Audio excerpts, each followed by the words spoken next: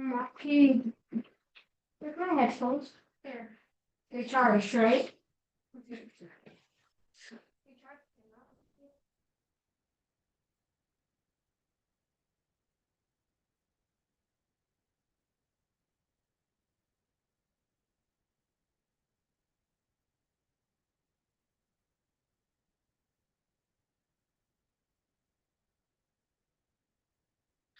All right, so welcome, holding by the Book of Leviticus Chapter 18. Again, one welcome, holding by the Book of Leviticus Chapter 18. We're in verse 2. Still in verse 2, be there, whatever, probably for a while. See how far we get here. So again, I want to welcome everyone, holding by Book of Leviticus Chapter 18, verse 2. Verse 1 said, by the Bereshim Moshe Lemor, God spoke to the Jewish people, saying, Daber, verse 2, Daber b'nei Yisrael, v'amart alehem, ani Hashem Elokeichem. Speak to the children of Israel, say to them, ani Hashem Elokeichem, I am the Lord your God. So he spoke the fact that God is king, right? We make him king, and if we don't make him king, God is still king. Right? We spoke about that, and essentially we started the Or Chaim HaKadosh last week, and basically asked a number of questions, which, whatever, getting to the answers. Basically, one question is, why does it say, Daber al bnei Israel, speak to the Jewish people, v'amarta aleim, why say, and say to them? Why do I need both, right? Why do I need to speak? Why do I need to say, right? Also, it's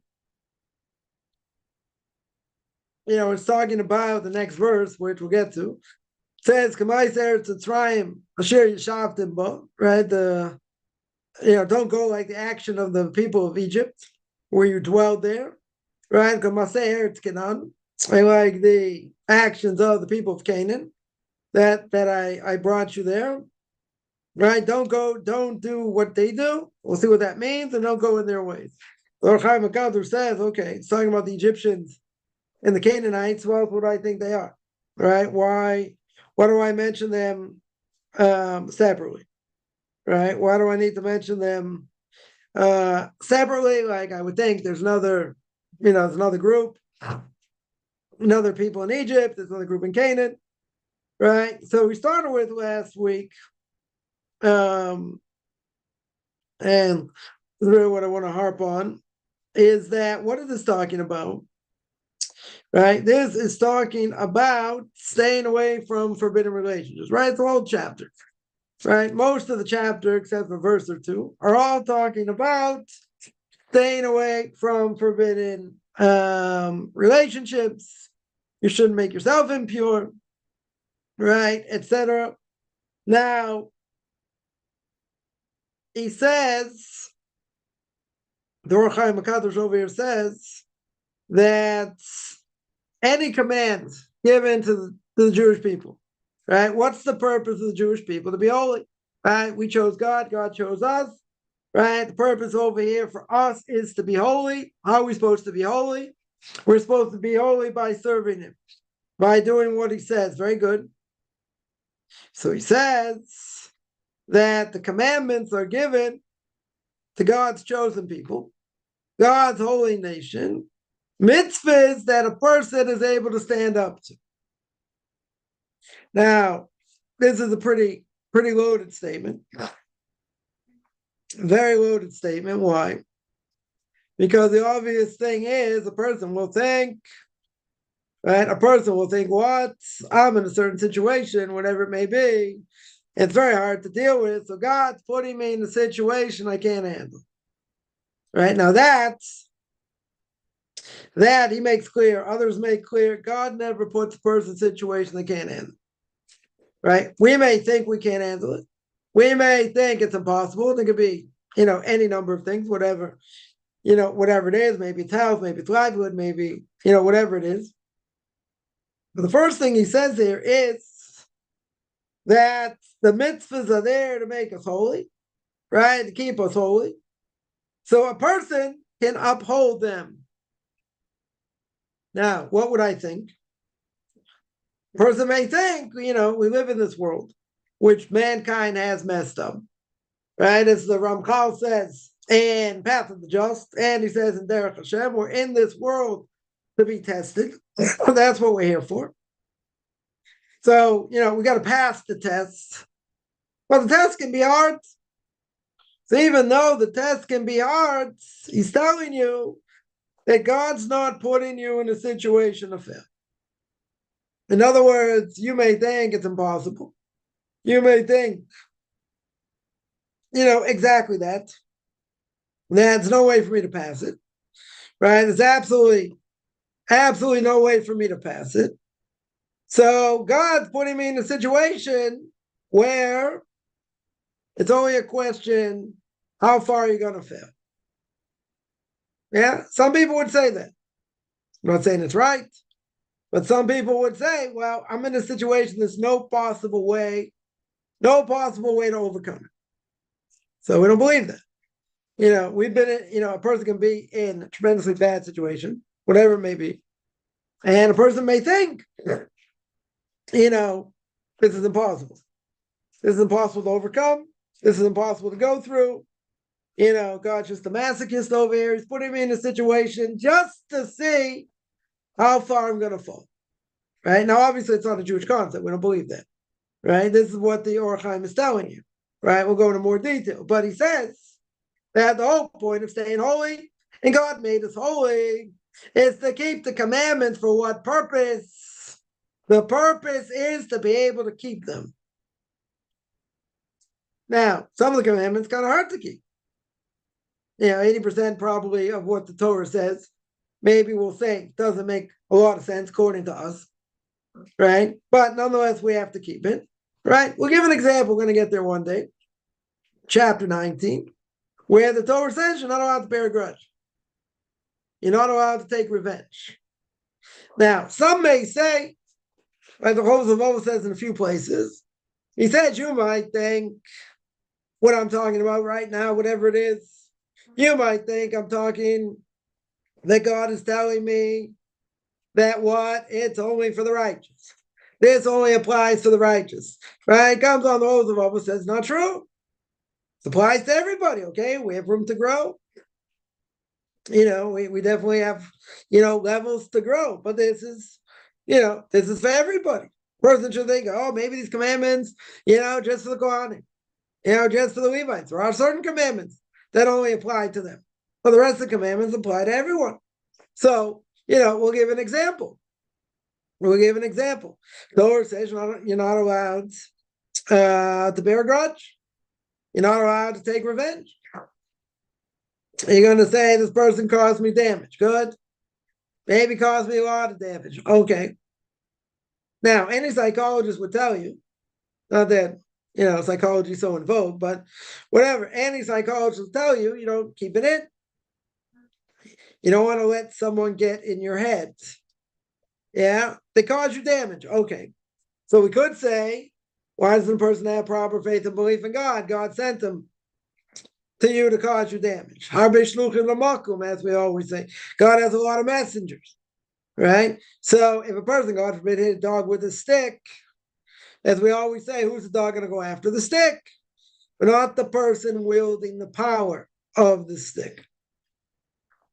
So why don't we look, so a person can say that, okay, this happened to me. Person took a loss for whatever it is. Is the person guilty for causing you the loss? Yes, they're guilty.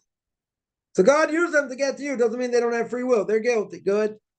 They caused you damage. God will take care of them. We have no worries. Right? God will take care of them. Very good. So what am I getting excited about? Where's my emunah? You can say it's a lack of emunah. You're saying it's not fair what this person did. So maybe it isn't. But God wants you to take a loss. So how are you taking that loss? This person's causing you a loss. Now, what does it help to bear a grudge? I can't believe he did it. Can't believe he said it. Can't believe this. Can't believe that. Okay. But God's sending you a message, right? So you're going to say, we're not so righteous. Someone caused us damage. Someone, he caught out of your left eye, see someone going through a what do you call it, stop sign. You have the right of way, bam. You can't do anything, right? They're not looking, their head's in the phone, they're not paying attention, whatever. Go straight through a stop sign. Go straight through a red light, whatever it is. You got the right of way. Doesn't matter. Bam. They hit you. Yeah. Now, I'm saying they don't cause you physical damage. Person gets shaken up, cars damaged and all that. A lot of inconvenience here. What's the first thing a person's going to do? It's not going to go check on the other person and see how they are. That's not the first thing, right? Unless it was a horrific accident. Yeah. That's not going to be the first thing. First thing they're going to do is get out of the car and start screaming at the person. Because they saw the corner of their eye. What happened? They saw they weren't paying attention. They weren't paying attention to the road. They had their head in the phone. They were texting. Whatever. They weren't paying attention. So you're yelling and screaming at that person. What's the Bible say? And Shar Bitachon. In the gate of Bitachon, the gate of faith and belief in God, what is he saying? He says you walk up to that person, give them a hug, right? And say, I want to thank you for helping me work on my anger. Now you're going to say, come on, who's he talking to? But isn't that the right attitude? You got to say, come on, it's a little bit far-fetched. Not so far-fetched. Person causes damage, whatever it is. You had to take that loss. Why? Sin, right? We'll make it easy. God is making you take a loss for whatever it is. That person's causing you the loss. Now, again, is that person guilty? Oh, yeah, they're guilty, right? Let's say they're guilty. Even if they're guilty, God wants me to work on my anger. Anger is one of the worst character traits you can have. So you'll say, isn't a little bit of anger good? Don't I have a right to be upset? Sticks and stones, right? You walked out of the accident, okay, car got damaged. Let's say, insurance will cover it, right? You hope they have insurance, but, let's say, make it very easy. Okay, it's inconvenient. Very inconvenient. You got to report it. You have to get it fixed. You have to get another car, whatever. It's inconvenient. But then the person, why isn't the person saying, well, thank God I don't have any broken bones. Thank God no one got hurt. Thank God, no one else got hurt. No other cars got involved. You're not looking at it that way. Most people wouldn't look at it that way. Why not? Because they're rip-roaring mad. Someone just smashed into the car. Right? Imagine if it was, he just took it, the brand new car, let's say. Right? You just took it out. For the first time you're taking it out, someone smashed into it. Right? It's probably not going to happen. It's Murphy's Law, but probably won't happen. Yeah. Whatever it is, no one wants to get their car smashed. Or no one wants to get damaged. But God's sending you a message. As we always say, what is God going to do? If he wants someone to repent, he's going to do something around you, shake you up, make you think about something. Yeah, if that doesn't work, what does God do? Hit you in the pocket. If that doesn't work, and a person doesn't wake up, what does God do? Hit you in the body. Make you physically sick. Now, why doesn't God make you physically sick at the beginning? Why don't we go to that extreme? Well, let's say better. Why doesn't God go to that extreme? Because he wants to give you a chance. Doesn't want to have to punish. He wants to, something happens around you. Think about what happened. Think. Could have been you, could have been worse, all kinds of things. And we see we're not in control. There's like very few things in this world we control. We don't barely control anything. We think we do. Think we're in charge. Can a person control their own bowel movement? No. Person can eat a big meal, this and that. Can they pinpoint when they're gonna have to go to the bathroom? No. We're not in control. We think we're in control, right? But what does he say over here? So he says that God commands us to be holy, right? He wants us to be holy. How are you supposed to be holy? You got to keep his Torah, very good. Even non-Jew has to keep whatever applies to them if they don't convert, very good. And therefore, in either case, he doesn't put a person in a situation they can't handle. Right? The whole purpose of the mitzvahs is what is to make you holy. It's to attach yourself to God. Very good. Right? Very good. So God's going to give you those mitzvahs in order that a person can stand up to them. Because, hey, but life is hard. Imagine, a backyard, person had a backyard. Backyard's like a jungle. They need a lawnmower. They go to their friend, Reuben goes to Shimon. Shimon, can I borrow your lawnmower? He says, no. Doesn't give you a reason why. He says, no, you can't borrow it. Your backyard is like it's like a jungle. He says, no, fine. Gotta go get one, borrow from someone else or go buy one or whatever. Right? A week later, 2 weeks later, Shimon's lawnmower breaks down. Let's say you bought a lawnmower. Yeah.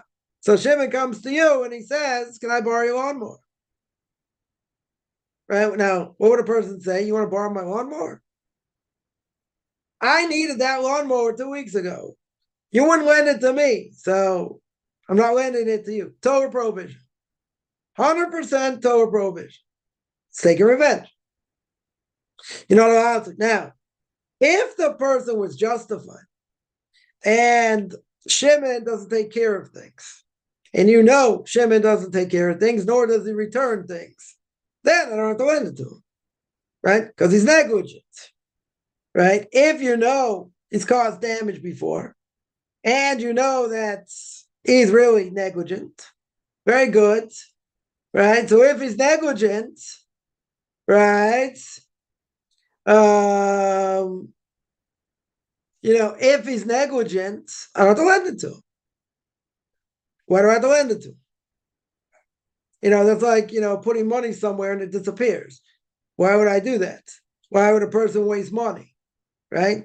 Person wouldn't waste money. So therefore, I don't have to lend it to him, if that's the reason. Mm-hmm. If it's known he doesn't return things, he damages things, and he doesn't care and he's negligent, there's no mitzvah to lend to him. You're an idiot if you lend to him, right? Unless you don't care. So, if he breaks it, or, he returns it not in the same shape it came as, very good. So you understand that. Okay. Now, can a person have, a big heart and want to help? Sure. So if you understand what he could do, and you don't care, good. But if you warn him, you say, listen, I'm willing to lend it to you. I don't have any problem lending it to you, but I want to make sure I get it back the same. Can you guarantee me that you'll give it back the same? You warn him. He said, if not, you're going to be liable to pay for it. Right? You make that clear. You make the conditions very clear. Now, if that's true, let's say Shimon comes back and it's not in the same shape. It's usable, but you didn't give it to him the same way. You for sure didn't give it to him the same way. Right? Sorry, he didn't give it to you the same way. Now, if you made a condition and he doesn't return the same way, he's liable. He's 100% liable. If you gave it to him and you understand that he could damage it, and you're okay with that, okay, then you have no issue. You have no issue. But if you would say, for no good reason, shouldn't say for no good reason, person says, I'm not lending you this because of what you did to me, that's a Torah prohibition. Now, person's angry, understandable. Does he have a right to say that? No, Torah says no. Someone's going to say the Torah wasn't given to Malchei Sharetz. Torah wasn't given to angels, where flesh and blood. Wouldn't that take someone off? Sure. So I'll tell you my Shaya. Something happened to me, right, many, many years ago. Speaking to my parents on Sunday from payphone, right? I called them, they called me back, whatever. And whatever, I'm speaking to them. And someone comes along and says, listen, you've been on the phone too long. And hung up the phone. I need the phone. He hung up the phone. This is before cell phones, right? Hung up the phone. What happened? What was this big rush? So where I was right outside of a pizza place that wasn't open. So this guy picks up the phone, calls the owner of the pizza place. It's like, listen, my family's hungry.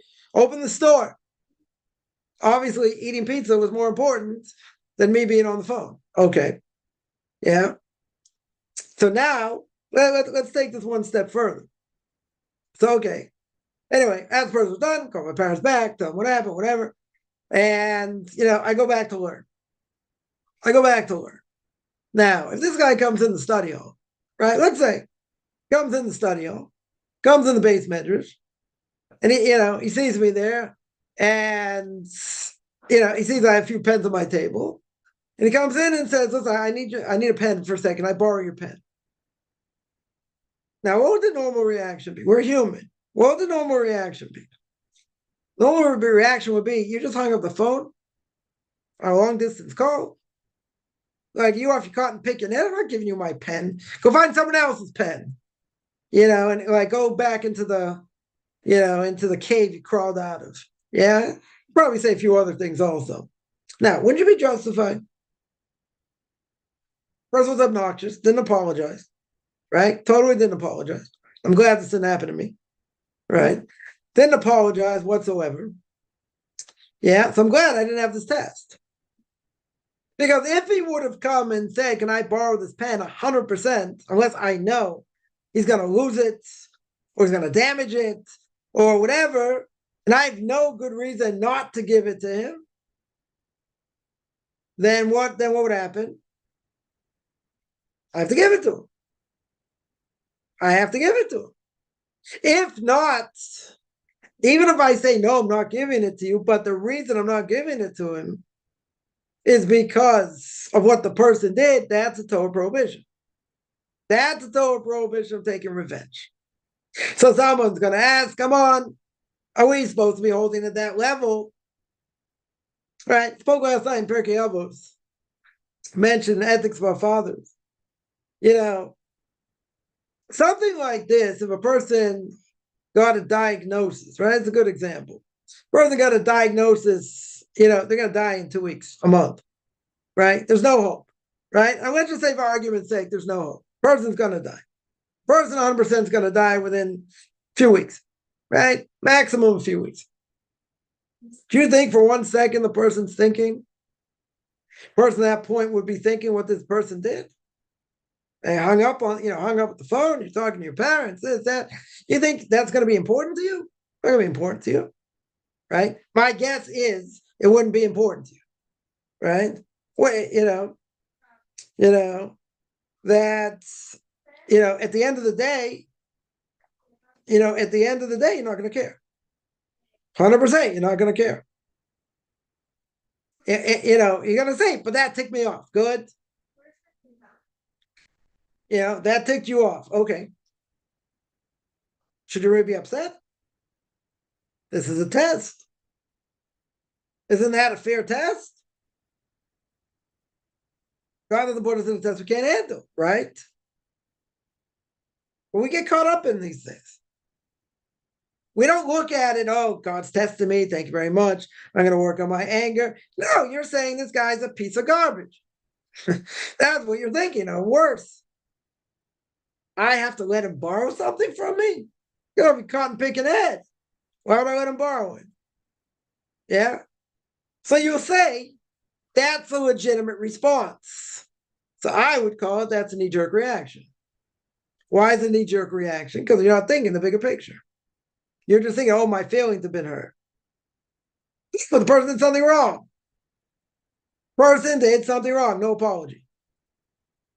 Yeah. The person gets ticked off. So I can't believe people could do that. How can a religious person do that? Oh, he's a Zionist and he thinks it doesn't matter. Person's upset. Can be legitimately upset. But why are you upset for? What about the bigger picture? What about the test? Is God putting you in a test you can't handle? He thinks you can handle it. He thinks you're bigger than that. The Torah is not given to angels. It's given to a person to grow. And that's growth. You know what a higher level is?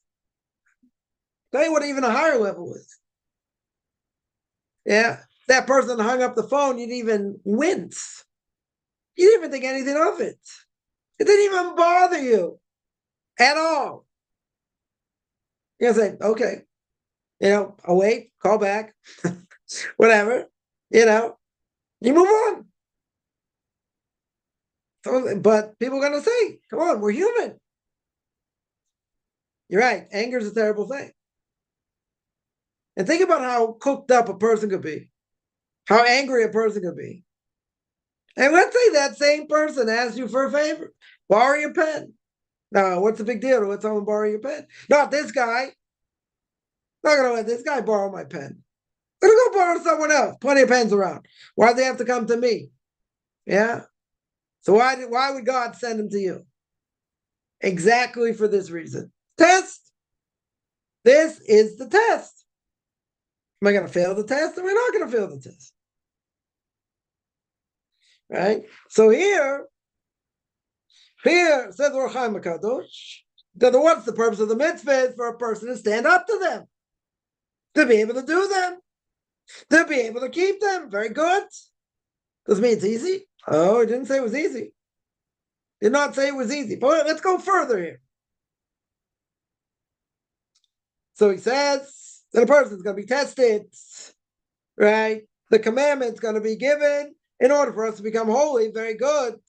So therefore, a person's going to be tested and is going to have to stand up to what it says. You don't think you can stand up to it, doesn't matter, right? God's not going to put you in a test you can't handle. Good. So what does he do? So he says,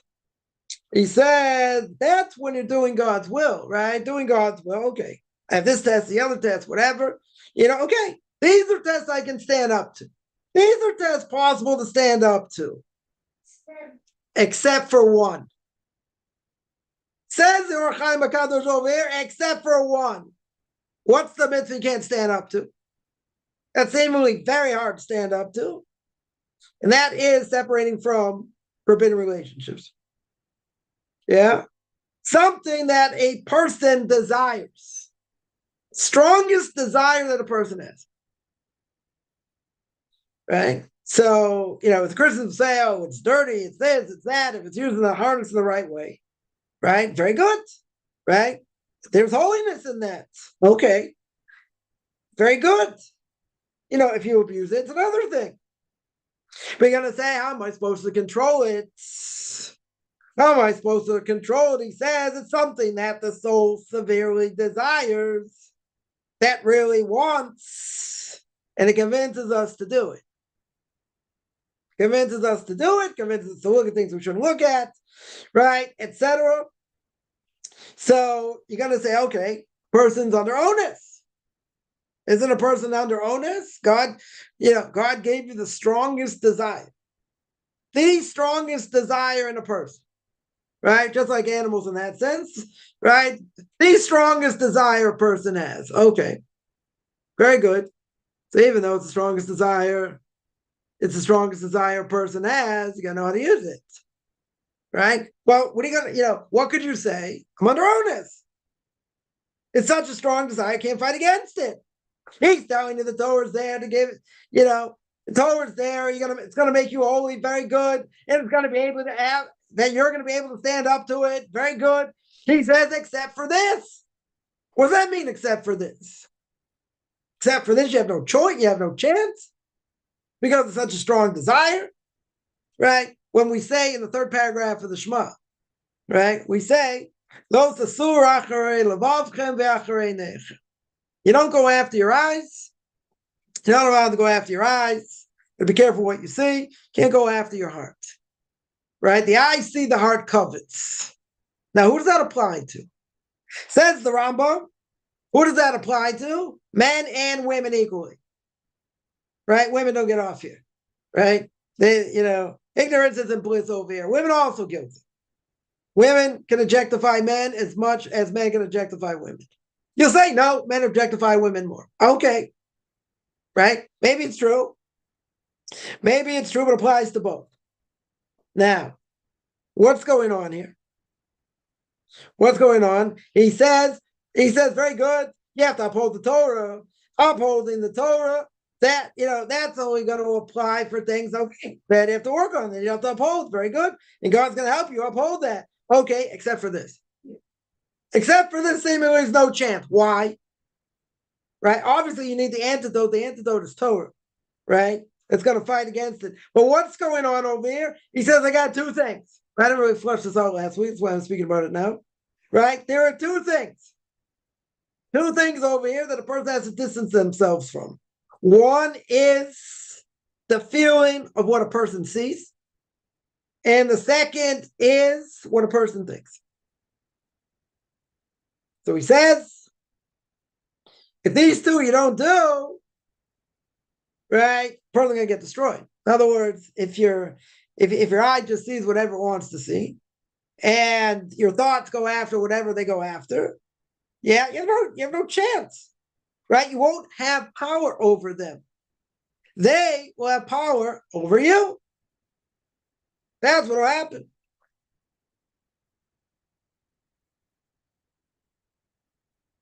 Because you're not pushing away this desire. You're not pushing away these thoughts. Right? So a person who's controlled by that, you will not have control. You will lose control. So I got two things here. Two very difficult things here. One is the power of the eye. What the eye sees. The second is the power of what I think. Let's analyze now. As we always say, whatever a person sees, whatever they hear, doesn't matter. It's attached to your soul when you see it. Now, it doesn't mean it's going to come out today, tomorrow, the next day, maybe 5 years from now. It's there. It never can't erase it. It's there. It may be buried. A person may not think about it for a long time because they bury it. Very good. Very, very good, but it's there. Because the person can say, I can look at anything, it's not going to affect me. So, unless you're dead, right? Unless the person's dead, or, if a guy's a eunuch or something, right? He's just not, has no thoughts like that because it's not going to affect him. Okay. Everyone else going to be affected. Some more, some less, they're going to be affected. So what the eye sees has an effect. For sure, has an effect. And the soul records it. Whatever you see. Remember, someone put up a post a while ago, what movie when you were a kid scared the wits out of you? People said this movie, people said that movie. Like they had nightmares as a kid, right? Seeing these horror movies.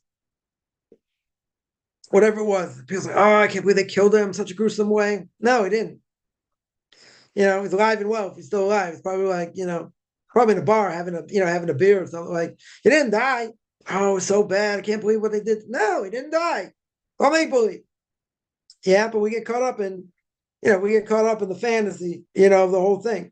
And people scarred from it. They saw these horrific things, these horrific scenes, even though they're make believe. Or, not even horror. Let's say it was like a tearjerker, right? In the end, this person, did all these things, and then, he got very sick, and and he suffered, and then eventually dies. Oh, look what his family went through. Look how much they suffered. Didn't happen. Didn't happen.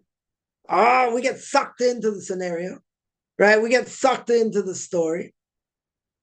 Yeah, it's what sells tickets in general. But what the eye sees, first of all, records, right? It goes into the psyche of the person. Very good. So I got two things. What the eye sees, that's one thing. And what happens after the eye sees it? Goes into your brain. A person thinks about it. So what a person sees not only gets recorded, but now it's in your mind. So now a person's seeing an image, whatever that image is, whatever bad image it is, that image now plays a role in their lives. Now, if a person doesn't think about it, person saw something they shouldn't have, or they weren't careful, whatever, okay. They work very hard to fight against it. Good, right? That'll help. It doesn't mean what they saw goes away. It's there. It's a question if it comes out or not, or when it comes out. Person can be under stress, they think about this, or think about that, or, remember something they saw. Could be. But it affects the mind. It affects what we think, right? And in this world today, we mentioned many times, very hard. It's very hard, especially, when the weather's nice. Women wear whatever they wear. And they go, say, if you look, it's your fault. Well, that's true. It's the guy's fault. Not allowed to look. What if she dresses provocatively? Because she wants people to look. Yeah. So is she over a Torah prohibition? Does she transgress a Torah prohibition of neighbor putting a stumbling block in front of someone? So for Jews, that would apply. Yeah, for non-Jew, it wouldn't apply. Right? But I would say it's moral imperative, not good for a non-Jew either. But let's keep this simple and keep it clean. If a woman dresses a certain way, let's say a Jewish woman, make it easy. Yeah. Her goal when she dresses or doesn't dress or whatever, her goal is to make people look. That's her goal. Yeah, that is forbidden. 100% forbidden. If she dresses in a way, she's not doing that per se. That's the way she dresses, right? That's what people will say. You want to be all covered up.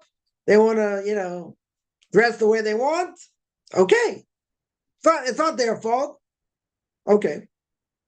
So they don't respect their bodies. Good. Right? So they want to let everything hang out, no pun intended. Okay. So guys still shouldn't look. True. Still shouldn't look. Still shouldn't think about things. Good. But are they allowed to dress that way? No. Forbidden. Now, even if their goal is that just, they feel more comfortable that way. Yeah. Back in the day, I don't know if it's still true. And women, want to wear jeans. Okay. Yeah. I'm going to talk about modesty here. But not just jeans. I'm not even talking about like cut off jeans or whatever. I'm talking about tight jeans. Jordache back in the day. Yeah. Someone wears, very tight clothing. There's no difference in wearing shorts. Right? Similar thing. In different ways. So why are you wearing tight clothing? Because that's the way I dress. Why would someone wear tight clothing? Show off the curves, right? Let's say. So that's forbidden. That would be forbidden. If that's not her purpose, but that's the way she dresses anyway, it's forbidden, right? It's worse if that's what she's trying to do, right? Still forbidden because she's over a Torah, she transgresses Torah prohibition when she's stumbling block in front of a guy. Good. Now, a guy can also transgress, right? Let's say he wears tight clothing for that purpose. Also, right? I'm probably more to a woman to a guy, but a guy could transgress also. So what about Noahide? So I was going to ask me, what about non-Jew? Does putting stumbling block in front of someone apply to a non-Jew? No, shouldn't. But is it? I would say it's a moral imperative. It's a moral imperative, not good to do. Definitely not good to do. Are there modesty laws by non-Jewish women? No. Should there be? That's a good question, right? It should be more modest. Yeah. Obligation? No. Definitely not an obligation. But what's going on? What are the dynamics? Right? Says Or Chaim HaKadosh, you think that, these rabbis just have their, their heads, in books or whatever. They understood the psyche of man. They understood what goes through them, what a person thinks. So he says you got two things here. First of all, things that you have to separate yourself from, what the eye sees. And then you have to separate from what you think. Because what you see and what you think go hand in hand. Right? The eye see, the heart covets. And then it goes into the mind. So let's say, for argument's sake, guy's outside, walking down the street, woman comes out, let's say not so well dressed, right? He happens to see her, but, looks down, doesn't think about anything, then transgress. If the person then starts having other thoughts, then that's forbidden. Right? If you think about it more, that's forbidden. Doesn't matter if you don't act on it, right? In any way. It's still forbidden. 100% still forbidden. And even if the person was all dressed up, doesn't matter. If a person would have thoughts about that, it's forbidden.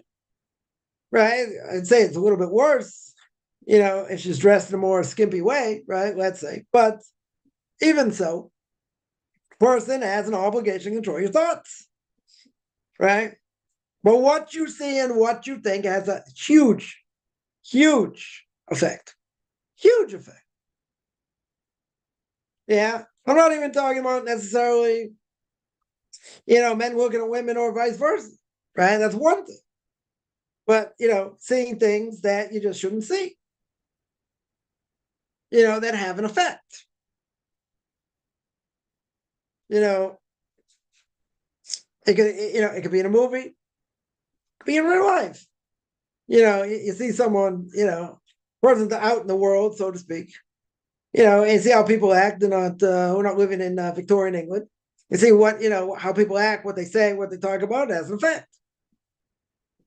It has an effect. So I've heard many people ask the question, in their work environment, that people curse, or people speak lashon hara.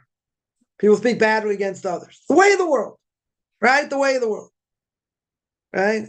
So yeah, there is advice, what to do in such a situation. But the question that comes up, not just, what am I supposed to do in such a situation? The question comes up, why did I have to do this? Why have to go through this? Right? What's the purpose of going through it? So simply you could say it's a test, right? Very simple. It's a test you have to go through, right? You can't believe it, even if it's true. If it's something that might damage you, okay, you can guard yourself against it. Very good, right? You can't believe it 100%. You try and change the conversation, you try other things, but even if you can't get out of the situation, even if what they say is true, right? You can't believe it 100%. You can have a doubt about it. You can't believe it 100%. But if it's something that could potentially, put yourself in danger, then I'm allowed to guard myself against it. But you can't believe it 100%. Okay. That's one thing. Well, the question that comes up, as we said, question comes up, and that is, why did I have to hear it? So a simple answer, you could say it's a test, right? It's a test. You hear someone curse, and you're working on the fact that you don't curse, or you don't want to curse, or whatever. Could be. So another answer, no one's going to want to hear, right? So another answer, black on white, that says, you know why you had to hear it? You know why you had to go through it? Because you brought it upon yourself. You sinned yourself, that's why you had to hear it. Famous story of Rabbi Akiva Eger, a blessed memory. Rabbi Akiva Eger was at a wedding, traveled, go to a wedding, and I guess waiting for the bride and groom to come out. He's talking to someone, and someone said something, and whatever, someone made a comment, a scoffing comment, or like a mocking comment, or something like that. Rabbi Akiva Eger was shaken, ran out of the hall, went into a separate room. And he says, he did a cheshbon nefesh on the spot. He did a self-accounting on the spot in order to try and figure out why he had to hear this, this person scoff or mock or whatever. Why did he have to hear it? Right? What did he take on? It must have been something he did. Because if he wouldn't have done something wrong, this wouldn't have happened. You can say maybe it was a test, this, that, came from heaven, whatever. We'll see. We'll see something coming up, certain test. But he didn't say that. He said, depends on me. And the fact is, I must have done something wrong. Because if I didn't do anything wrong, that wouldn't have happened. Now, again, it's not necessarily to say, person, the evil inclination come and test you anyway, right? Just to see, what you're going to do. But if someone's up there and, on a very high spiritual level, they can certainly claim this never should happen. According to nature, never should have happened. Right? If I was on the level, this wouldn't have happened. So this is a crucial thing. Because people make the mistake and they think they're invincible. They think they can they can rewrite the wheel, so to speak. They think they're different. This doesn't apply to me. Right? Famous story mentioned before. Story with a student of Rav Shach, Panovich Shiva, blessed memory. Right? Rav Shach, blessed memory, Panovich Shiva still going strong. Thousands of students there. Rav Shach was the Gadol Hador, last generation. The greatest rabbi of the last generation. Right? No question. And the person was learning there. As a family, many kids. And he wanted to work at night. He needed to make more money. So, Roshach said, fine, you need to work, okay. You can leave early at night and, whatever. But then he had a question. Well, I was working in this place, there happens to be, a non-Jewish woman there, cleaning up or whatever. There's no one around. The problem with Yichud, being alone. So Shach said, forbidden. Can't do it. Totally forbidden. So the person said, but I'm really struggling. I really need the money. And Roshach took out the Shulchan Aruch, took out the code of Jewish law, showed him the halacha. That's forbidden. Totally forbidden. Says there's no head. It's impossible. You can't do it. Try and find something else. You can't do that. He said, I'm never going to have a connection with this person. Come from different worlds, this, that. And then Roshach screamed at him and said, you think you know better? You're going to reinvent the wheel? Not rewrite the wheel. That was bad grammar here. Reinvent the wheel. You're going to reinvent the wheel. You think you know better? You think you know more than the rabbis do? Screamed at him. Screamed at him. He said, the rabbis know a heck of a lot more than you'll ever know in 10 lifetimes. Right? It's my language, but it's what he meant. Yeah? You think you know? You think you're not going to be affected? You think you'll have no connection? You'll see. The rabbis know what they're talking about. Screamed at him. Person didn't listen. Really need the money. Okay. He didn't listen. It's still forbidden, by the way. There was no permissibility here. It's forbidden. Right? If you want to find work, you should find something else. This you shouldn't have done. It's forbidden. Okay. So what's the end of the story? The end of the story is, he put up certain boundaries, whatever. Hey, whatever. He started talking to him. He started talking to her. Different things, this, that. And what happened? They got together. He divorced his wife. A lot of kids, whatever, what happened? They had a child from this, from this woman. The person confirmed the story because he met the son on a plane, on a plane trip. And he couldn't, certain things he couldn't understand. Or go through those stories, spoke about it before, right? But he asked the father the story because he couldn't believe what the son was saying. It didn't make sense. So father told him the story. So Roshach was right. The rabbis know. Don't think you can reinvent the wheel. Guy was desperate for money. Okay. Right? Definitely happens. But you got to find something that's permissible. Put yourself in such a situation. Oh, come on. Come from different worlds.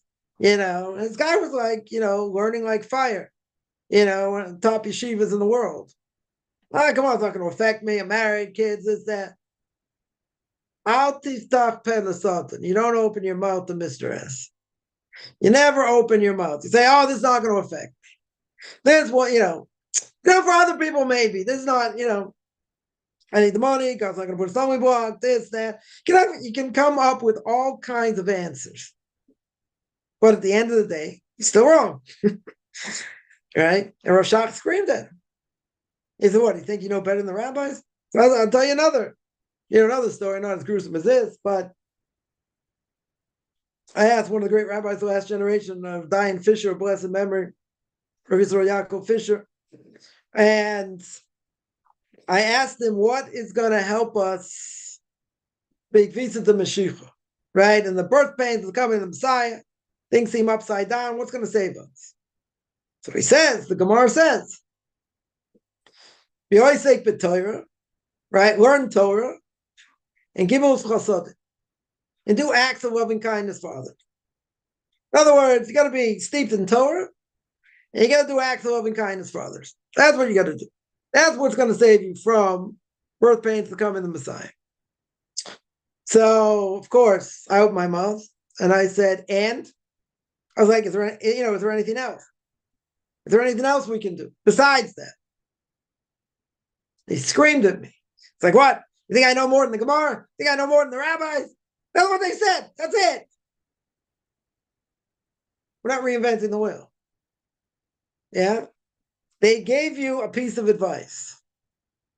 The advice is, in these trying times, learn as much Torah as you can, and do acts of loving kindness for others.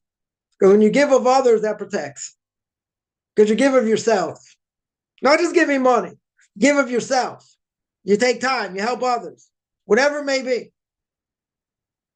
Reb Moshe Schneider's yeshiva, my Rebbe's Rebbe, a blessed memory. Guys there couldn't give charity, they didn't have money. Yeah, so he instituted something twice a week. He called it Avodas HaKodesh.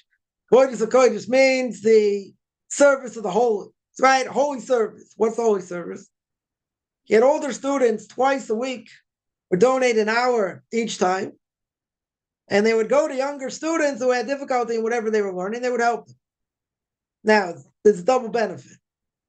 First, it's the benefit of the one that's helping. Because if they don't understand it themselves, they can't give over to others, right? So they have to have clarity. They have to have clarity in what they're learning. And the people that they're helping also get, they're also getting help. Because they're struggling to understand what's going on, right? And what the intricacies of what's going on. So it affects both. So as Rabbi Fisher said, don't think we know better.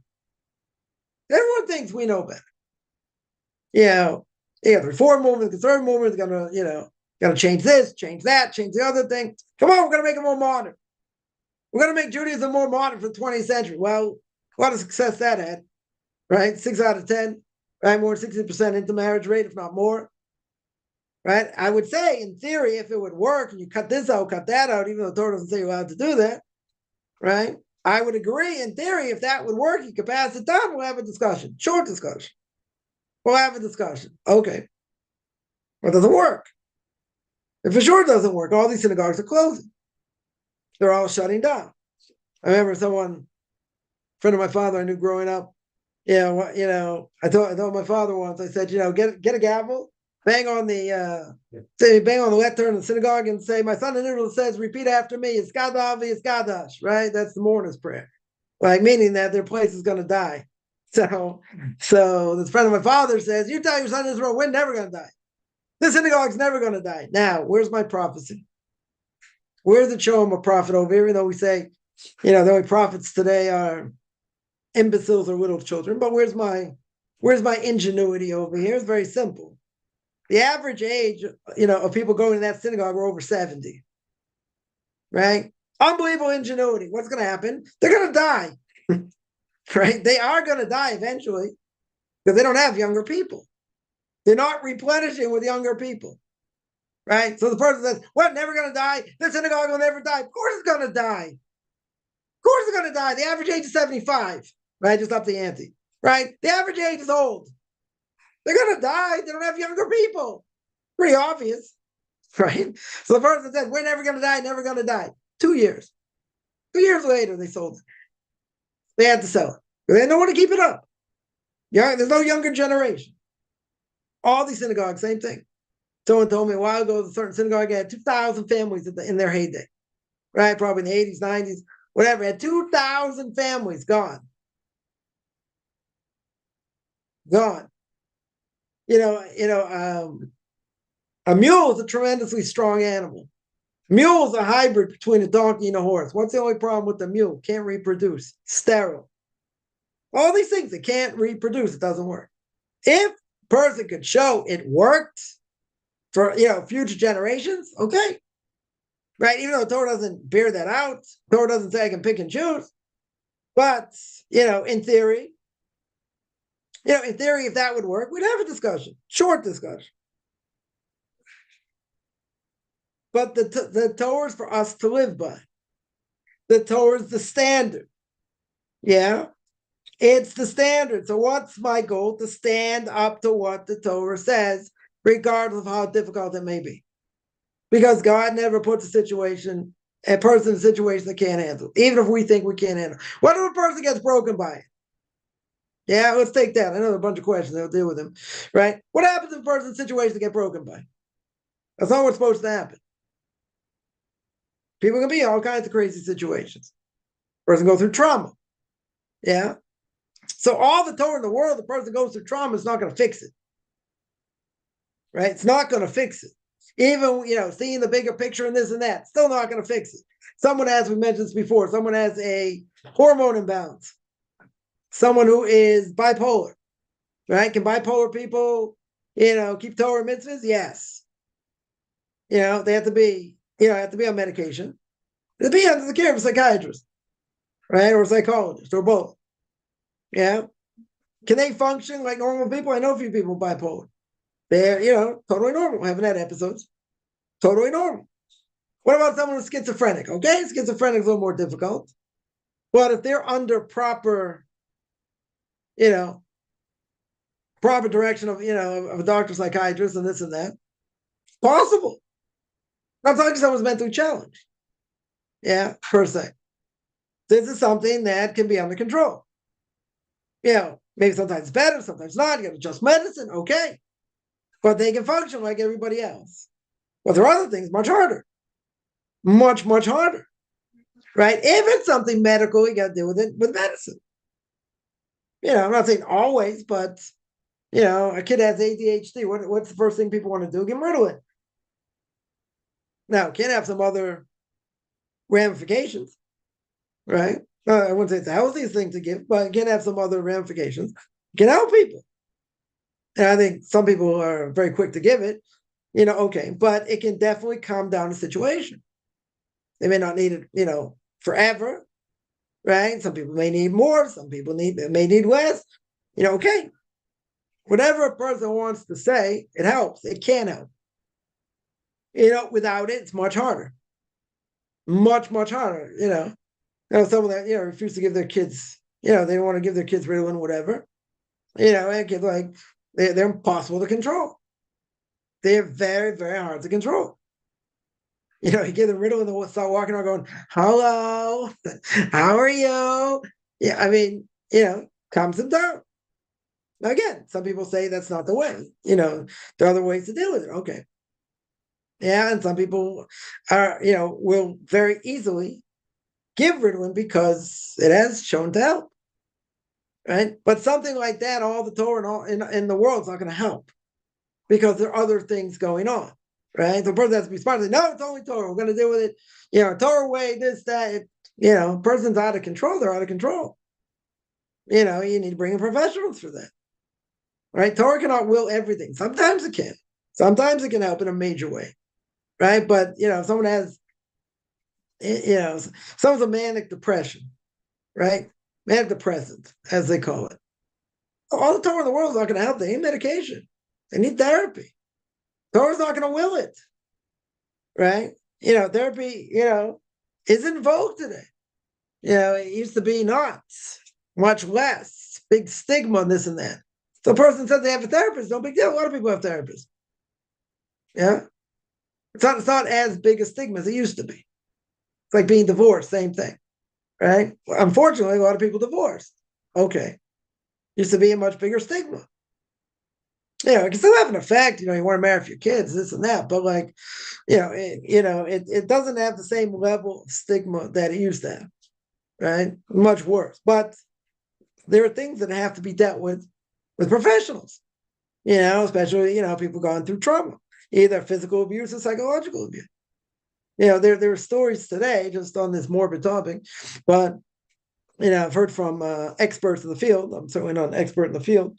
Take what they say, and that is that you have a number of teenage suicides in the Jewish community coming from families. 99% come from drug abuse and overdose. The reason is abuse. The main cause is abuse. And it's usually physical abuse. Right? There can be, abuse, psychological abuse, which, is also bad. Right? Anyone's grown up with, people who are narcissists or anything else. You can come up with people who grow up in messed up families that, that can do almost as much damage, if not worse damage, right, than killing a person's, self-esteem and totally demolishing them and not care what they have to say. Like, you open your mouth and they're like on to the next subject. Because they don't really care what you have to say, even from a young age, that can do serious damage, right? I'm just saying, statistically, most people that end up, overdosing, teenagers end up overdosing, usually it's because of physical abuse, right? That's normally the case. But, in any case, something like that, Torah's not going to will it. they're going to say, what about the system? The person got away with it. No one, people don't believe them. All kinds of things. Not to mention the act itself. Forget about other things, right? That has an effect on a child, right? On a young adult or whatever. It's horrific, right? That's going to need serious help. No question. Torah's not going to fix that. Torah can't fix that, right? Not the person, not in the capacity to have it be fixed. There are times, I'll tell you another story. Another story where, the story of child, kid in yeshiva, brilliant, like top of the class, and you like to draw. This kid happened to like to draw, and I don't know, they're cleaning things out. They found some of his drawings. So one of the rabbis there felt it wasn't becoming of such a person. That the person's like an absolute genius. Like, what's he doing? Wastes his time drawing. Yeah, in his free time, whatever. They should be learning, whatever. Embarrassed him in public. Yeah, and took some of the things that he drew. Didn't mention who it was. Obviously, he knew who it was, right? He didn't mention him by name, of course. Didn't want to embarrass anybody, right? Didn't mention him by name. This kid was humiliated. Humiliated. I don't know if it was like a pep talk to try and, get him to stop, quote unquote, this nonsense and not let him be so creative, afraid that, he's going to waste all his time doing that or whatever. That kid went off. Because then how could somebody supposed to be steeped in Torah do that? It's a good question. How could someone do that? Eventually came back. Someone, whatever, another rabbi saw him, whatever, in the street playing an instrument, whatever. It's years later. And he read into him, spoke to him, brought him back.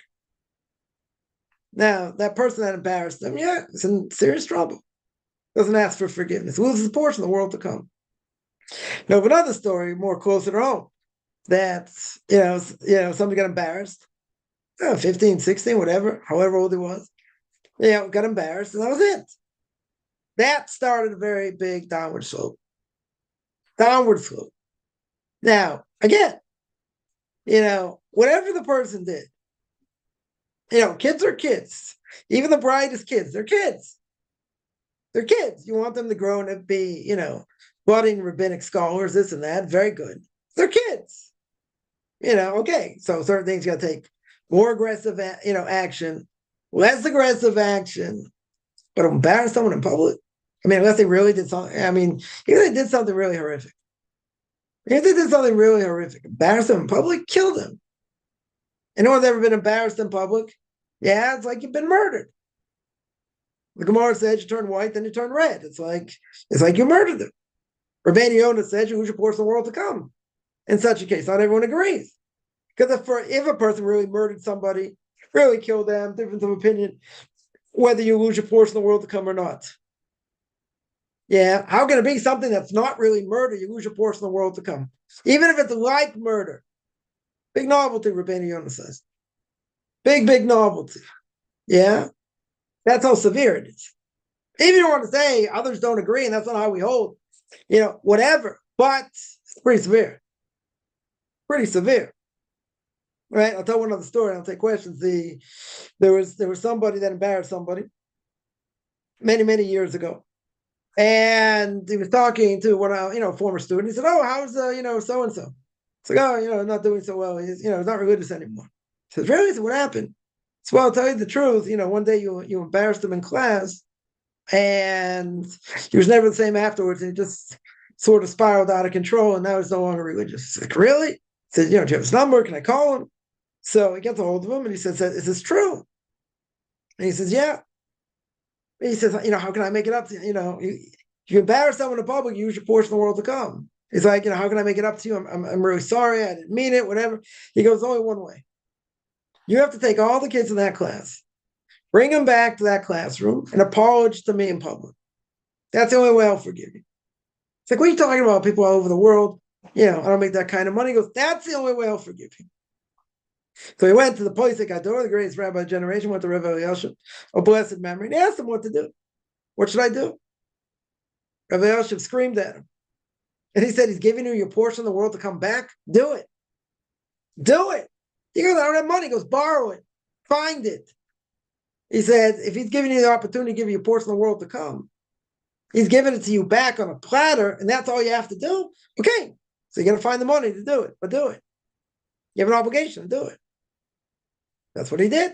Get all the kids back, all the guys back together, much older now, fly to America, go to this classroom, right? Had everybody there. He apologized to him in public. All the money that he spent, he apologized to him in public, and he forgave him. But Rav Elyashiv says, it's never push. It's simple. You want your portion of the world to come back. You embarrass someone in public. You think that's an easy thing? You think someone's just going to forgive you overnight? Right? This is something, this is something where, you deserve it. Why? Why in the world? Rav Elyashiv said, you're getting off easy. Right? You're 100% getting off easy. Game is portion of the world to come back. Yeah, somebody asked, okay, let's do some questions here. Somebody asked, okay. Someone asks you for change on the street, so we obligated to give to them. If you have something to give, I would give to them. Right? It doesn't have to be a lot. It doesn't have to be a lot. If you have some change, okay. What if I a friend of mine that someone wanted money, and he said, I'll give I'll give you a sandwich. I'll go buy you a sandwich. He goes, no, I want money. Right? Now, if they're going to use it for drugs and other things, you don't have to give. Right? It could be maybe for sake of peace, that you give something. Right? Do you have to? I wouldn't say you have to. Right? I wouldn't say you're obligated to. But you give them a little bit, a little something. It's a good thing. Yeah, again, you want to pin me down. Are you obligated? You're not obligated. You're not obligated. Right? But so you're gonna say, well, how do I know who's real and who's not? Right? So there are people that collect money and making more money than all of us combined. Yeah, they're doing very well. I can say, well, it's an embarrassing thing. That's people for money. Yeah, they don't feel so bad. They go from this place to that place to another place, right? Hang around synagogues, whatever, and they make pretty good, right? So everyone said by Purim, on Purim, Misha Poisha Yadu, whoever puts out their hand, right? You have to give. So there's an obligation to give to two poor people. Yeah. So he said, some of these people, that go around collecting, that's what they do, right? They don't work, they go around collecting. Yeah. Who says they're really poor? Right? Who says you're allowed to, if you give to them, you fulfill your obligation. Right? Now, someone who's poor doesn't mean they have no food in the fridge. Right? But it's more than not making ends meet. Yeah.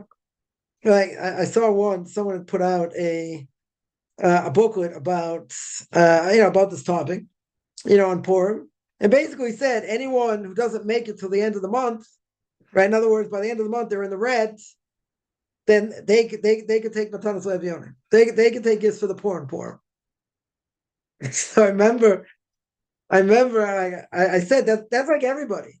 There's once a stat here in Israel that banks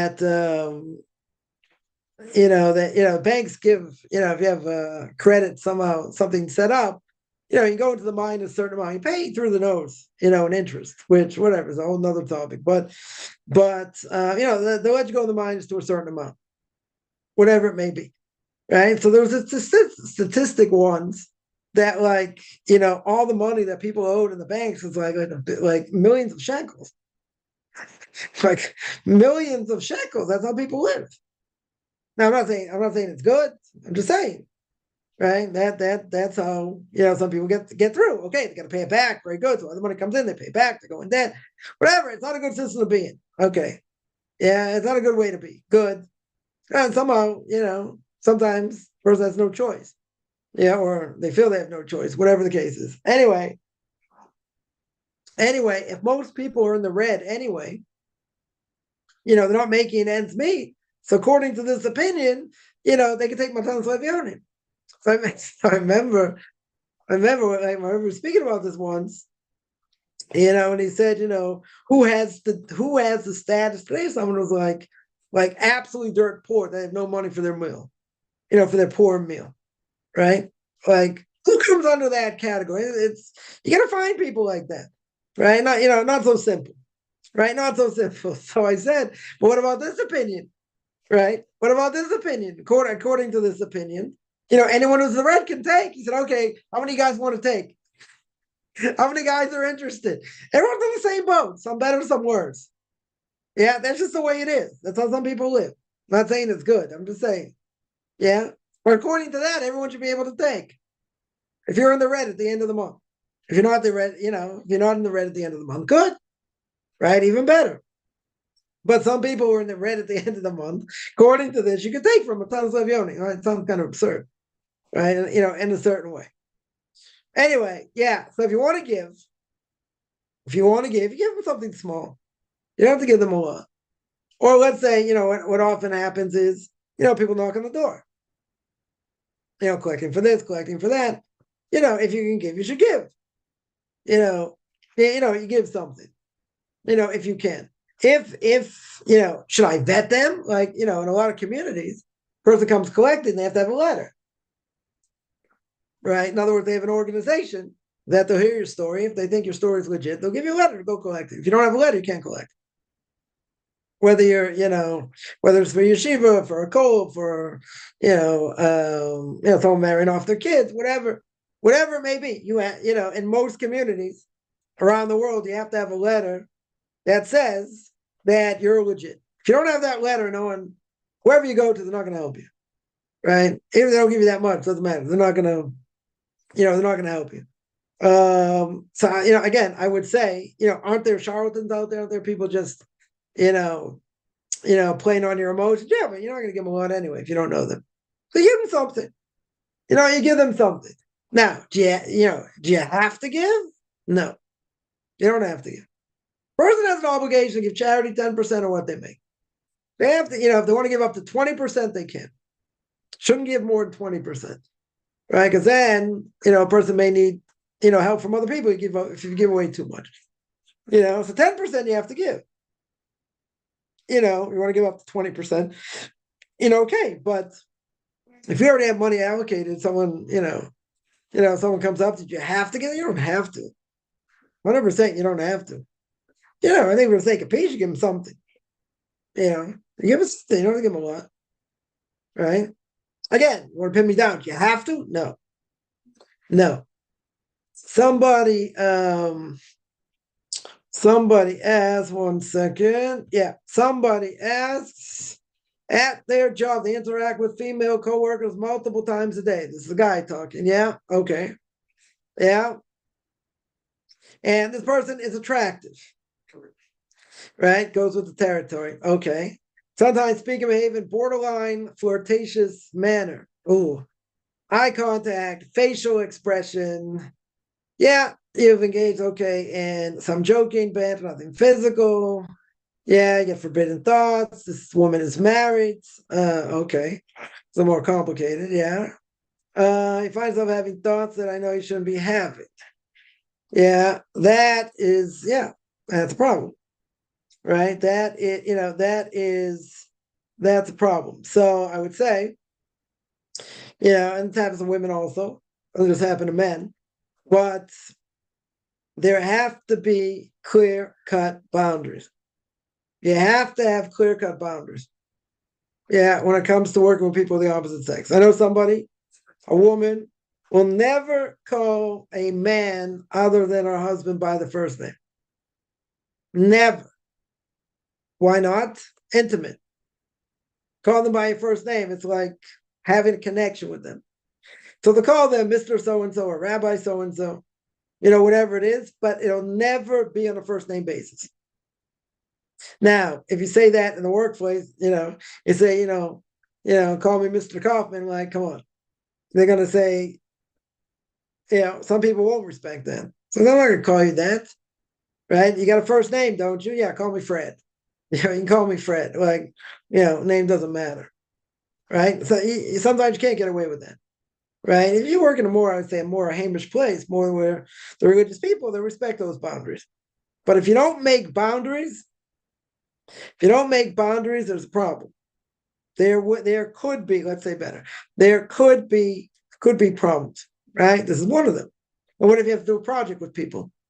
And let's say, I know somebody that whatever took a job and didn't really like what he's doing, but he had to work in an office. I mean, it's like Murphy's Law, right? God has its irony, and that is, he took a job. He took a job, and most of the people he was working with were women.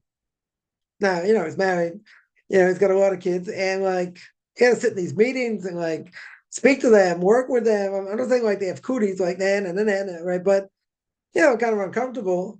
One guy with 10 women, or 5 women, or whatever, and you're the only guy there.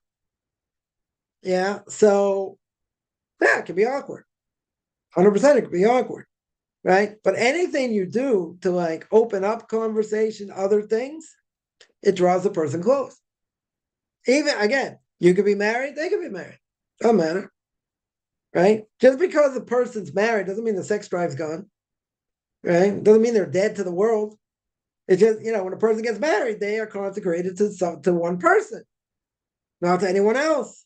Not even talking about an open marriage. That's forbidden, right? It's called adultery, right? But that's forbidden. Just because the person's married doesn't mean everyone else is just off limits to look at and this and that. I mean, that is what it means. That is what it means. But, even a person's happily married, things could happen, right? Things could happen, even in the best of situations. That's why you have to set up, set up boundaries. Yeah, call a person by the last name. Good. Right? You got to set up boundaries. Because if you don't set up boundaries, again, I'm not cursing anyone here, things could happen in the best of people. Because, once you start having conversations, things get a little more, I'm not going to say intimate, just you have a nice conversation. Yeah. And, to boot the person's, attractive, whatever. Yeah, that, that person's totally off limits, should be off limits. Right. But, you got to be careful. Right. For sure, you got to be careful. That person also has to be careful. But, I was also shocked, by the way, when I thought that, one of the top 5 reasons that a person would get divorced was because of what do you call it? Extramarital affair. It's up there, but it's not in the top 5. Right? Other things, come before that, but it happens. It can happen. Different situations. So you have to have boundaries. 100%. If you don't have boundaries, then it's like everyday conversation. How are you? What's new? This and that. Then that's what draws the person close. Not going to happen automatically, per se, but that's what draws the person close. Now, especially in this case, if the person is really flirtatious and the person is married, yeah, that's major red flag, right? That is a major red flag. So I tell you that, you got to keep person at bay as much as possible. That's what you got to do, right? You don't necessarily have another choice. They're baiting you, so to speak, right? Even if they're not, and that's what you feel. Okay, so you got to make you for sure. Have to make boundaries, right? Coworkers are exactly that. They're coworkers. You got to deal with them. You got to work with them. Okay, but even if they're coworkers, okay, there are boundaries. There are limits. There are limits to what you should do, because you could very easily, overstep your boundaries. And that's right, that you gotta be careful of, because let's say a person has to, work with them on a project or something else, right? There are issues. There are definite issues that can cross over, even in the best of situations, right? Even in the best of situations. So if you don't make boundaries, or let's say at this point you haven't made boundaries, you better start making boundaries, right? Because if not, one thing could lead to another, and it's just what can happen, right? And there are many times this has happened. This for sure has happened. If a person, let's say that working long hours, working on this project, this and that, it happens. Can happen, right? If you don't set up, if you don't set up boundaries, a person will be in trouble. So somebody mentioned about Yosef Atzadik, right? And Potiphar's wife, yeah. And she kept tempting him every day. But it's a little bit different. She saw in the stars that she thought she was supposed to have children with him. So okay, that's not the way to go about it, per se, even though she was married, right, at the time. She made a mistake. It was her daughter, not through her. So I can't even imagine like the family dynamics that she was trying, she's trying to go after him, and he ends up marrying her, marrying her daughter. So I can't imagine like the family functions, what it was like with his mother-in-law. But okay, he was tempted. On a daily basis, he was tempted. She dressed up different clothing, different perfumes, different this, different that, and at one point there was nobody there. And she tempts him, and he's about to commit the act, and what happens? He sees the face of his father. That's what saved him. He saw the face of his father and said, how could I do this to my father? How could I do this to my mother? Right? Right? And he escaped. He escaped. It was a big test. It was a big test. Every day she tested. You're talking about, one of the most immoral societies, right, in the history of man. That's exactly what the Torah here says. We'll get there. Not so sure when, but we'll get there. Right? It says in verse 3, chapter 18, verse 3, do not go after the ways of the Egyptians. Yeah, they were totally immoral. Totally corrupt. So if you don't, if you're not paying attention or you're not careful, I'm not cursing anyone, but this will happen. So let's tell a scary story here. Another scary story. Or Chaim Akadosh says, let's see how powerful this desire is. He brings down a Gemara in Kedusha, 81a. He says, "The Maisa that happened of Amram Rabban Shel Chassidim." This happened with Amram, who was the rabbi of the Chassidim, of the pious ones.